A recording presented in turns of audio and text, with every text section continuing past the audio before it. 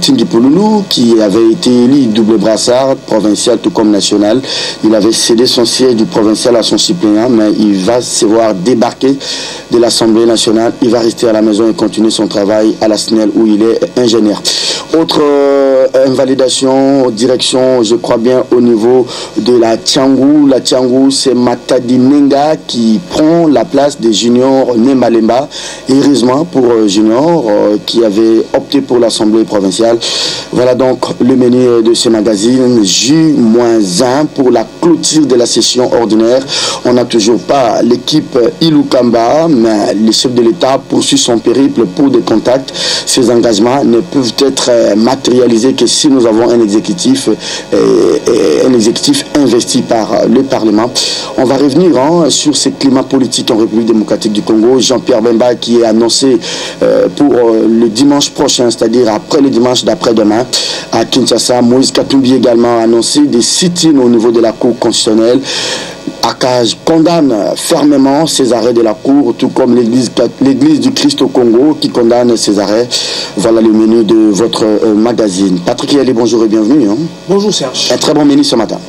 Oui, costaud, bien que certains points saillants de l'actualité ont été mis de côté, mais bon, ça va. Vous avez tout le temps de revenir sur ça, Ok. Très bien, merci à vous Patrick et allez pour ce dernier numéro pour votre présence sur ce plateau. Joël Kadindanga, bonjour Joël. Bonjour chers confrères. Bienvenue à vous. Heureux de vous retrouver. Moi également. Allez, je m'en vais lire les grands titres de journaux ce matin. Affrontement FCC cache gare à l'embrasement ethnique. Hier, à l'hôtel de ville de Kinshasa, Gentini Ngobila obtient la paix des braves. Mécontent des récents arrêts à la haute cour sur le contentieux électoraux, les MS de Pierre Lumbi et l'ADD demandent à Fati de restructurer la cour constitutionnelle. Autre sujet d'actualité ce matin, je crois que c'est les mêmes sujets, avec Elima News, les faits contredisant les discours, les intentions, kabylisme et tshisekédisme, continuité qui assassine l'état de droit. La manchette titre avec la chute du cobalt, la RDC au défi de transformer son économie. Félix Tshisekedi en visite officielle en Tanzanie. Je vais terminer, je crois, par Impact News de Joël Kadindanga qui titre État des droits après les FPI, le GFREM démolit les efforts des Fati s'appliquant à couvrir le mafieux de la ville-province de Kinshasa, révérend Godem Pouy. Un scandale pour l'église chrétienne. Joël, je suis à vous pour ces deux titres de votre journal. D'abord, la première question, vous aimeriez que nous puissions commenter ce qui se passe à l'Union, l'UNPC, l'Union nationale de la presse du Congo, d'abord la radiation des Kasonga Tshilonde, mais aussi l'exclusion de notre président urbain, Jean-Marie Kassamba, des organes de l'UNPC, mais tous ont fait appel de cette décision. C'est que ces appels sont donc suspensifs de la décision. Vous pensez qu'on commence par l'UNPC ou bien par ces titres de votre journal? Bien, parce que vous parlez de l'UNPC, je ne peux pas m'en passer. Je suis président de la commission de formation professionnelle syndicale, membre du comité élargi, astreint au devoir de réserve, mais s'il y a lieu d'éclairer l'opinion, en fait, le secrétaire général Kambéré avait saisi, ensemble avec Gustave Kalinga, la commission de discipline pour trancher dans l'affaire supposée de détournement dans le chef de Kasonga Tshilonde. Ils ont comparu, mais l'affaire a été prise en délibéré depuis l'année passée. Ce qu'il y a dans le chef de la commission de discipline prise pratiquement en otage par deux personnes, Walter Mukendi et Kabon Kadilanzevou, c'est que ils ont même dépassé le délai de prescription, parce que c'est 3 mois pour les fautes professionnelles. Et ils vont outre la procédure, parce que la saisine, c'est pour des fautes professionnelles qu'on peut saisir la commission des disciplines. Mais là, ils passent outre la saisine. Or, le droit congolais ou le droit disciplinaire est lié d'abord à la forme. Lorsque la forme est biaisée, le fond peut être entamé. Merci beaucoup, on peut s'éliminer là. Voilà, c'est un peu à ce niveau-là. Merci beaucoup. Allez, s'il faut parler... Non, le comble, c'est que c'est dernièrement, à l'église du révérend Pouy, il a reçu un certain Abed Achour, que l'on sait être dévable à la ville, il est insolvable. On ne peut même pas dire qu'il doit à la ville de Kinshasa plus de 30 millions de dollars, mais c'est un insolvable dont la place devrait être en prison. Mais c'est cet homme, c'est détourneur des deniers publics, c'est un civique, s'il faut le dire ainsi, parce qu'il ne se soumet pas au paiement de droits, taxes et redevances dus à la ville pour lui permettre d'évoluer. Mais c'est lui que le pasteur Mpoyi amène à l'église. Et quand il est arrivé à l'église, qu'est-ce que vous avez à voir avec quelqu'un qui a son église qui était fait privé? C'est un musulman, cher frère. Je suis chrétien, je suis serviteur de Dieu, Serge Kabongo. Et la Bible déclare: vous ne pouvez pas servir 2 maîtres sans que l'un d'eux soit trompé. Et vous ne pouvez pas amener... vous ne pouvez pas, on ne peut pas rester du milieu d'eux. Vous pourriez lire bien l'article. Il ne faut pas mêler ses activités politiques comme président de l'Assemblée et ses activités à l'église. Non, mais comment est-ce qu'il peut amener un mafieux à l'église? Et ce mafieux-là va offrir un agapé aux membres de l'église. C'est ce qui a fait que certaines personnes ont quitté l'église. Vous avez même vu la RFI accouru dans son église pour faire un reportage faisant voir qu'il est en train de couvrir les mafieux. Un homme de Dieu doit se distinguer autant par son exemplarité que dans la manière de se comporter. Vous savez, beaucoup de chrétiens ont quitté l'église des réveils aujourd'hui, ils sont rentrés à l'église catholique à cause du comportement de Kankenza, du comportement de Sonny Kafuta.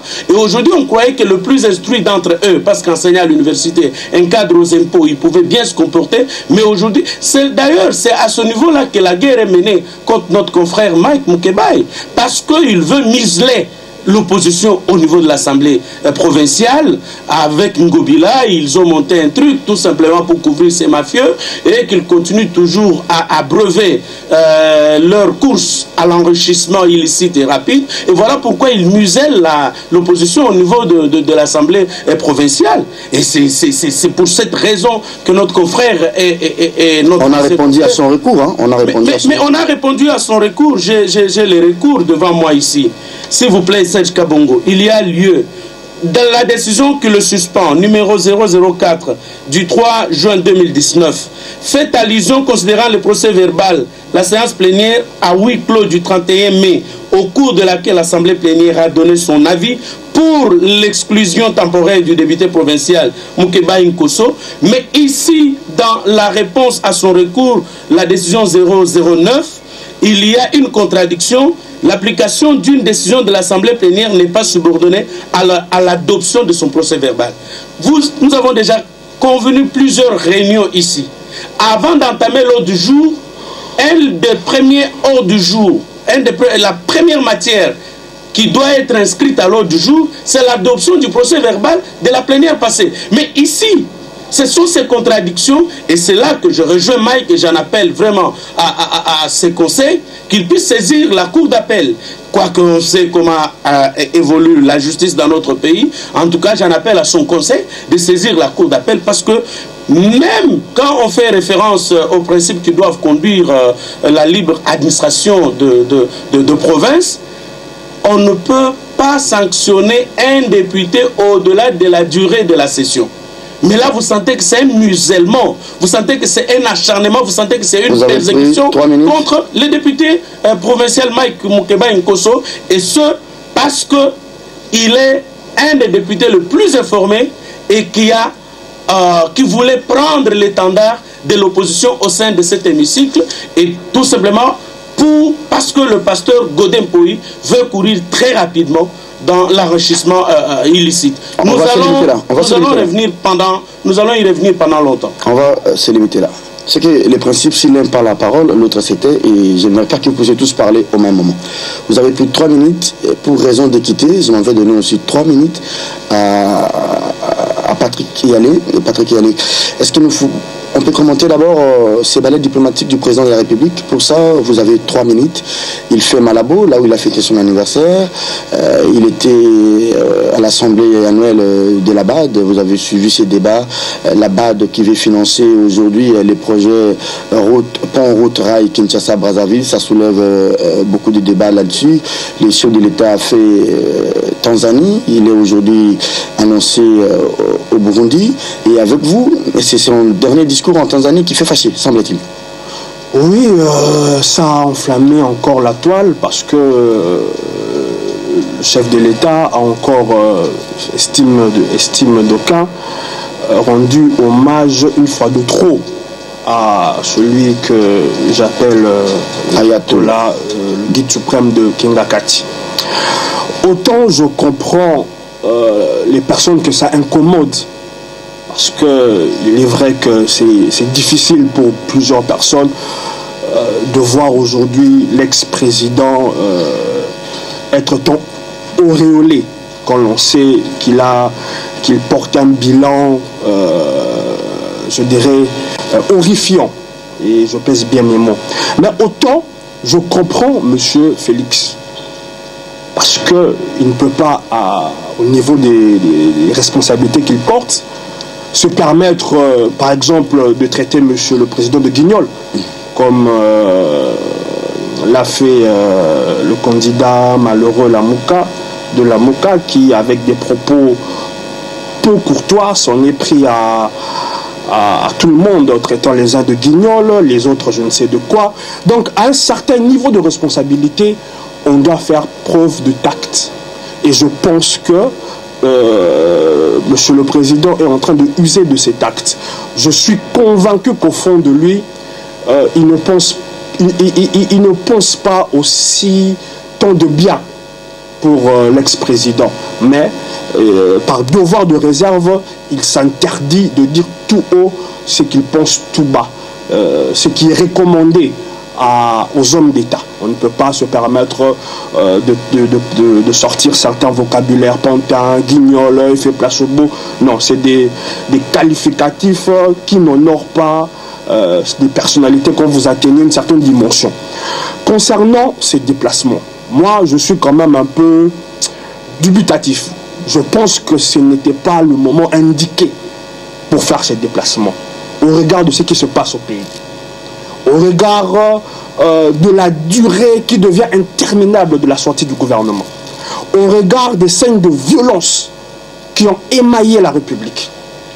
Je ne pense pas et je ne vois pas l'ultime opportunité qu'a eu le président de la République de faire ces déplacements. Merci beaucoup Patrick. Allez, pour l'instant nous prenons la direction de la haute cour, la cour constitutionnelle. La série continue, les validations, les invalidations. Vous avez suivi Thomas Loaka qui fait son entrée, il remplace un certain Katassi. Vous avez suivi la confirmation, Jean-Jacques Mamba, député national confirmé à Lukunga, Eliezer, à la Funa, Christelle Voanga confirmé, et tous les autres, c'est Ntingi Pouloulou qui cède sa place à Papi Pungu du PPRD, tout comme au niveau de la Tiangou, Nemalemba Gignon qui cède sa place à Mata Dinenga. Mais il y a quand même, Patrick, une sorte d'arrow sur la cour. C'est un sit-in au niveau de la cour. Jean Goubal est là depuis 3 jours aujourd'hui. Il est annoncé également un grand sit-in aujourd'hui pour tous ces mécontents. Il y a un certain directeur cabinet, le tout-puissant de Benoît Lamba, qui décide de la vie et de la mort des députés. C'est la cage qui a réagi hier. Et ce matin, je suis, c'est même l'église du Christ au Congo qui critique ces arrêts de la haute cour. Votre lecture? Ces hauts magistrats ont plongé le pays dans une indignité telle que jamais on a connue. Est-ce que Doudou Montiri n'est pas réhabilité? Je ne pense pas que Doudou a suffisamment d'argent pour corrompre ces juges. Malheureusement. Allez-y. Malheureusement. Ils ont plongé le pays dans l'indignité. Même si on se cotisait, moi, mon aîné Joël, vous, on n'aura pas suffisamment d'argent pour femmes et enfants. On n'aura pas pour faire réhabiliter Doudou. Il a fait 8 voix. Non, Serge, non. Au-delà de cet humour, je reviens encore sur un cas qui me défenestre, le cas de Raphaël Kibuka. Il fait 28 000 voix et il est remplacé par la fille de M. Ingele qui n'avait que 600 voix. Il semble, je ne confirme pas, il semble que c'est la copine ou c'est l'épouse du tout-puissant directeur de cabinet de M. Luamba. Il semble, je ne confirme pas. C'est l'épousette ou bien l'époux? Ça dépend. Ça doit être l'épousette. Mais qu'à cela ne tienne. Non. Moi, je dirais pas que j'ai un vide, hein, mais je peux me permettre d'avoir un vide parce que je suis outrageusement scandalisé de ce que cette cour est en train de faire. Là, le bâton à l'Inga pour Kandeleke. Est-ce que l'Oko Babengi Soni et pas Yaba Zuzouana na bayi FCC ezalaka te oyo babengi bon moto humanisme oyo fali ayemba eza na bango te soni ya ndenge oyo bazokotisa mboka nakoma oyebi biso bato koma koleka moko lobi tokoma komema ngambo soki bato bakoma kobengana na bato makasi papa oyo nini ekomi nde tondire ngambo na nyongo zobala bato bazotungisa papa polo makambo oyo nalobi eza susu na ntango ya koloba susu te ata tolobi ekomi na ntango ya koagir bato wana bayoka mpe bayeba ete bokonzi eza na ye population mais sikoyo omoni bato mosusu bafandi na bango bazoseka sikoyo peuple yo soki ovotaki kibuka 9 personnes oyo bazobenga bango babandits. Moi je ne crois pas que ce sont des bandits, je ne peux pas affirmer que ce soit des bandits.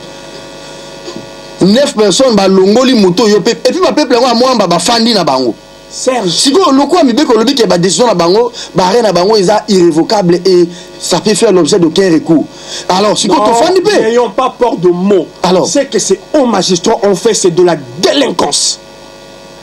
De la délinquance.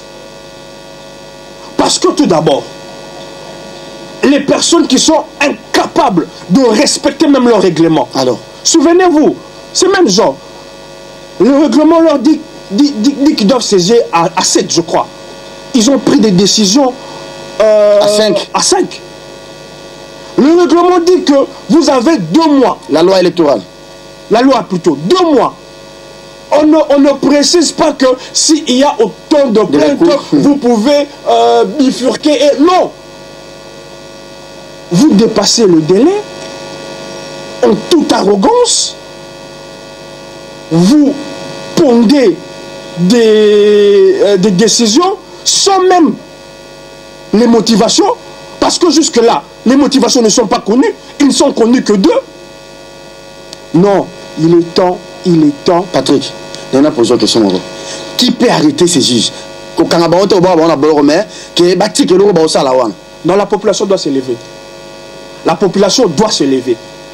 Ici, il n'est plus question de l'amouka, de cash. La nation est en danger. Est pris en otage par les 9 juges. Non, ça ce n'est plus de non, plus 10, parce qu'il faut ajouter aussi le directeur du cabinet de Luamba. Il se considère maintenant comme un autre juge. Ça va maintenant 10 juges. Non, ça ce n'est plus une prise en otage. C'est autre chose. C'est autre chose. On doit se libérer de cette tyrannie. Ce n'est plus de... C'est une tyrannie. Ce qu'ils font, c'est une tyrannie. Même le président de la République n'a plus une marge de manœuvre parce que les renouvellements à tiers, c'est après 2 ans. Et maintenant, les chefs ne peuvent que 3 ans. Les chefs ne peuvent qu'attendre. Mais qui peut arrêter ces juges? Pas les arrêter, le mettre en prison, mais pour qu'ils arrêtent, les confrères appellent ici de tout le monde. Bon, chers confrères, je l'avais dit sur ce plateau par devant vous. Et même est-ce que non, mais il faut voir les alentours de la haute cour. Elle est couverte maintenant de fortunaires, de beaucoup de jeeps, tout ça. Bon, écoutez, je l'avais dit sur ce plateau que Kabila avait 3 plans. Où le plan A, c'était faire passer Chadari de force. En tout cas, se servir des renseignements, surtout ceux qui l'utilisent de l'extérieur, les Israéliens et les Arabes, lui ont dit: vous forcez la main, vous allez partir par la petite porte, qu'il faille qu'il laisse l'opposant le remplacer. Mais par contre, son plan B, avoir les contrôles, les rouages des institutions, tant au niveau national que provincial. Et c'est là, vous l'avez vu, avant son départ, verrouiller exactement la Cour constitutionnelle avec ses indéfectibles. Quand on a condamné M. Luamba, certaines personnes se sont levées, mais qu'est-ce que lui a fait? C'était Nanga. Mais aujourd'hui, vous comprenez que les niveaux de la corruption, même si on peut imputer à la CENI, au niveau de la Cour constitutionnelle, c'est au-delà du supportable. On a même des audios des juges, des magistrats. Non mais, ma consoeur... L'aide doit rembourser 50 000 $ qu'un avocat lui aurait donné pour valider une dame à la Lukunga ici. Cette dame n'a pas été réhabilitée, validée. Non, mais je vous dis que c'est une grande... On sait du gangstérisme, ça n'a jamais été fait. Mais le deuxième plan, c'était celui-là.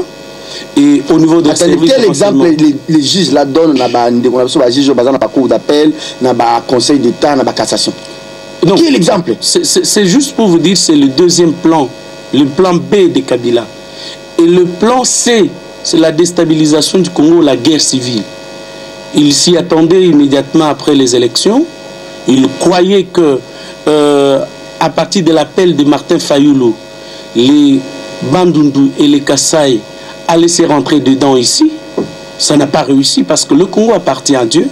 Mais aujourd'hui, il compte sur la réaction de la population congolaise et avec les verrouillages de l'armée où il avait remis ceux qui étaient sous sanction des Nations Unies, des États-Unis, de l'Union européenne. Il compte sur ces soulèvements pour que ces deux généraux le plus indéfectibles puissent récupérer le pouvoir et les lui remettre. J'apprends qu'ils se sont réunis avant-hier, hein, ces généraux. Donc il compte pour un éventuel coup d'État. Oui, il compte sur le schéma. C'est vraiment des sources sûres. Oui, donc c'est le troisième B. Et c'est ainsi que même certains soulèvements, on vous dit que ce sont les membres de l'UDPS qui ont cassé, qui ont fait ceci, cela. Regardez ceux qui ont marché pour le compte du PPRD. Mais c'était des militaires déguisés. C'était des chèques qui ont été ramassés. Est-ce que le PPRD a une base où qu'aujourd'hui on lance, parce que la base de l'UDPS là, c'est spontané. Vous avez vu où? Regardez tous ces jeunes gens, en 18 ans, ils étaient en babouche, en culotte. Et donc c'est le troisième, le plan C de Joseph, je voulais parler du troisième B, des journalistes. Donc c'est le plan C de Joseph Kabila, déstabiliser la République démocratique du Congo, permettre aux militaires de rentrer au pouvoir et lui remettre ce pouvoir-là. Mais si ces militaires-là osent, ils vont nous tuer tous? Et ils vont rester que des populations militaires? Non, malheureusement, ils vont nous tuer tous. On sait que la jeunesse congolaise va marcher le premier jour, le deuxième jour, le troisième jour, et va se fatiguer. Parce que les gens sont presque dans une sorte de... ils laissent tout faire et ils s'astreignent. Justement, parlons de cette cour. Il n'y a pas quand même de mécanisme pour que si un magistrat de la haute cour se me conduit, comment le rappeler à l'ordre, comment... Maintenant, ces arrêts ne feront l'objet d'aucun recours, ou soit eux-mêmes puissent se rebiffer pour dire, bon, c'était une erreur matérielle pour les cas cités de Raphaël Kibuka, pour les cas cités d'un député de... Comment il s'appelle? De Mwando Simba. C'est quand même... Comment faire maintenant? Serge, vous savez... Quand vous servez Kabila,